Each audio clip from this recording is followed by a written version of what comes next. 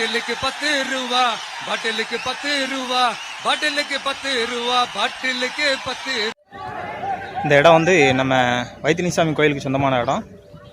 கோயில் இடத்த குத்தகை எடுத்து நம்ம நண்பரோட அப்பா வந்து சுண்ணாம்பு உலை நடத்திட்டு வராங்க. ஆனால் அந்த இடம் எப்படி இருக்குன்னு நீங்களே பாருங்கள்.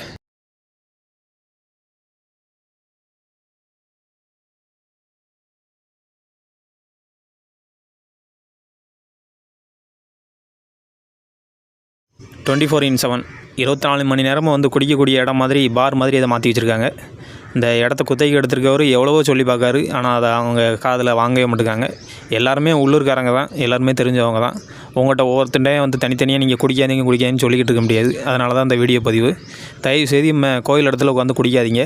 கோயில் இடம்னா இந்த இடம் மட்டும் இல்லை, இந்த சைடு குடிச்சிட்டு அந்த சைடு பக்கத்தில் தொப்பக்குளம் இருக்குது. தொப்பக்குளத்தை சுற்றி பாட்டில் தான் கிடக்கு. குடிச்சிட்டு அந்த சைடு பாட்டில் தூக்கி போட்டிருக்கீங்க. பாட்டிலுங்க கிடக்கிறத விட நிறைய பாட்டிலுங்க உடஞ்சி தான் கிடக்கு. உடஞ்சி கிடக்க பாட்டினால என்ன நடக்குன்னு உங்களுக்கே தெரியும்.